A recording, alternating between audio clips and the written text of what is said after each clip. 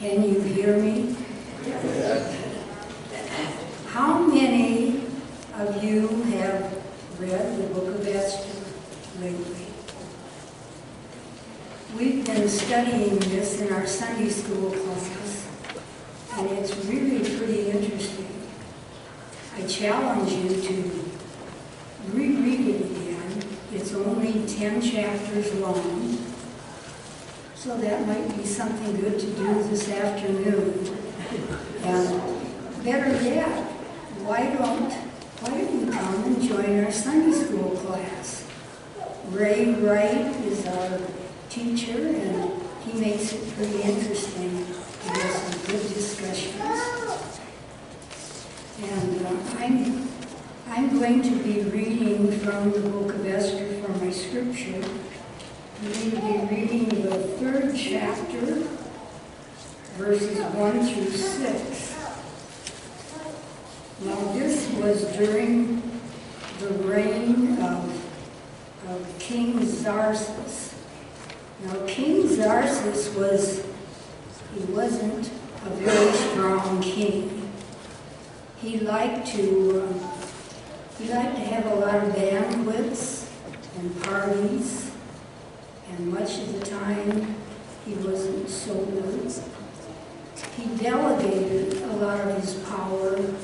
He let the officials make a lot of the decisions, and he didn't follow up on many of the things that were happening. He wasn't concerned. So some things were happening that weren't very good, and he wasn't even aware of it. So I guess that's a sin of omission. Okay, to Esther 3, during King Xerxes' rule. Sometime later, King Xerxes prompted Haman, son of Hammedatha, and Agagite, over all the other nobles. He put him in charge. And Haman was really pretty puffed up about his power. He was better than any of the other nobles. He made him the most powerful official in the empire. All of the king's officials and officers were bowed down to Haman. And boy, did he drink that up. He really enjoyed his power. They were to show him respect whenever he passed by. And the king had commanded this. But there was one fellow who did not bow down to Haman, and that was Mordecai. Mordecai, if you remember, was Esther's uncle, and he had brought her up since she was a child after her parents died. Then the palace officials at the king's gate asked Mordecai, "Why are you disobeying the king's command?" They spoke to him day after day, but still he refused to comply with the order. So then they spoke to Haman about this to see if he would tolerate Mordecai's conduct, which Mordecai had told him. He had revealed that he was Jewish.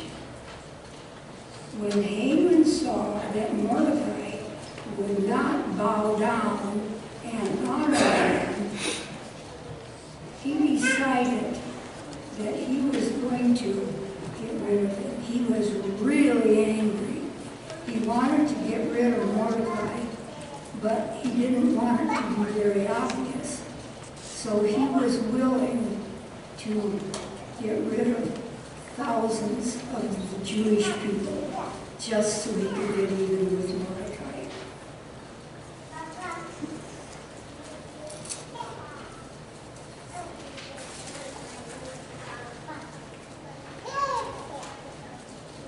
Haman was so angry to think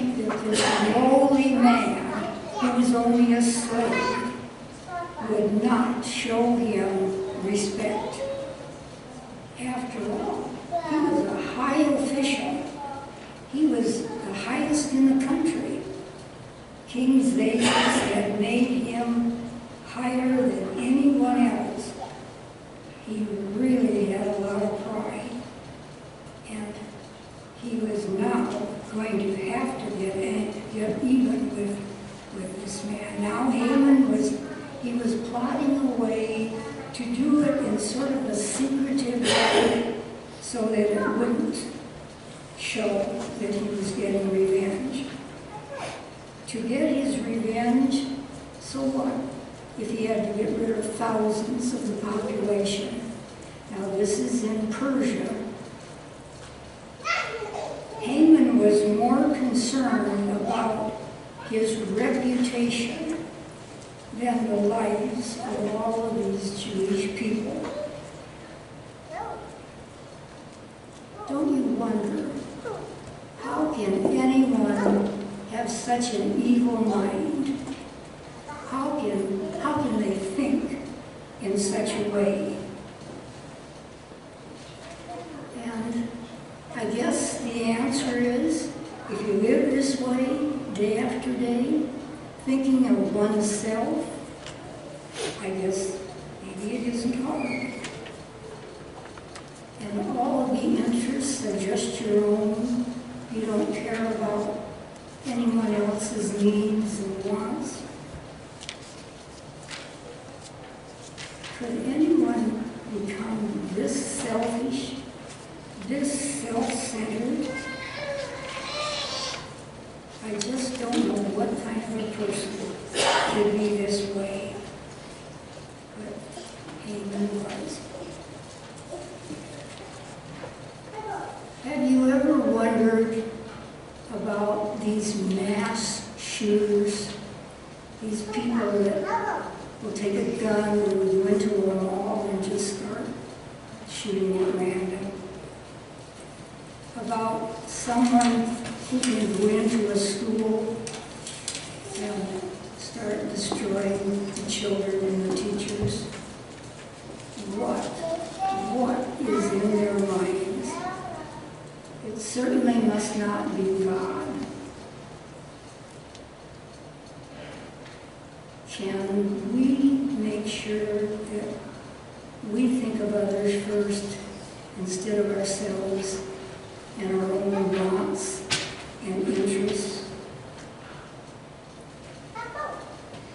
What a wonderful world it would be if we all thought of others before ourselves. If we all valued human life enough to share the word, not just with our own friends or family, but with everybody, with all of the people all over the world who are so needy. If we could think of them first,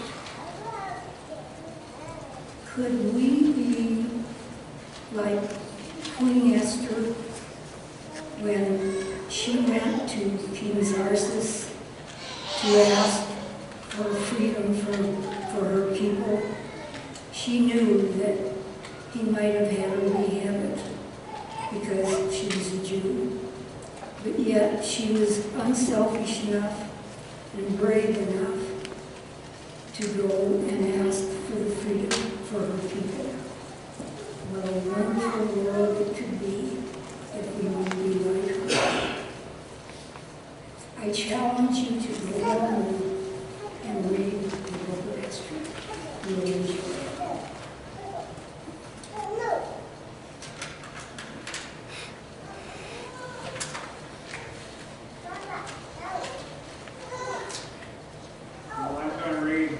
Scripture out of Esther 2, it's going to be chapter 3, 8 through 11. And Haman said to King Ahasuerus, there is a certain people scattered and dispersed among the people in all the province of your kingdom. Their laws are different from all other people, and they do not keep the king's laws. Therefore it is not fitting for the king to let them remain. If it pleases the king, let a decree be written that they be destroyed, and I will pay 10,000 talents of silver into the hands of those who do the work to bring it into the king's treasuries. So the king took his signet ring from his hand and gave it to him, the son of Hammedatha, the aggressor, the enemy of the Jews. And the king said to Haman, the money and the people are given to you to do with them as seems good to you. Now only the king had more power than Haman, and King Xerxes was passively evil in the disregard and lack of concern for others. He did nothing to stop Haman, and thus was a cause for the evil action of trying to kill the Jews. How often do we not want to get involved for one reason or another? Those reasons allows us to become passively evil. Have you ever seen the commercial or heard the story of the boy and the starfish? Thousands of starfish laid on the beach, and one by one, the boy picks them up and throws them into the water. A man passed by and asked, "What does it matter? There are thousands of them." The boy picked up a starfish, threw it in the water, and said, "It matters to that one." Do something, anything, but take action. Not to stop evil is evil. Whether participating is active or passive, John Wesley reminds us that sin by omission is every bit as sinful as deliberated actions of sin. If you're not part of the solution, you're part of the problem. What does God's word require of us in the face of evil? Go and serve as the hands of God.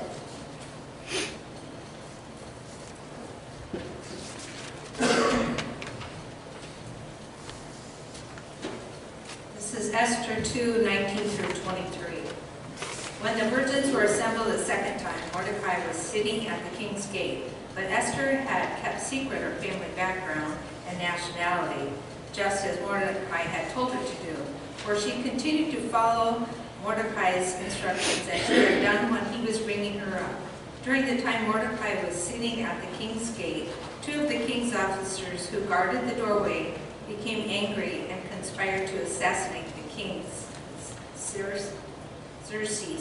But Mordecai found out about the plot and told Queen Esther, who in turn reported to the king, giving credit to Mordecai.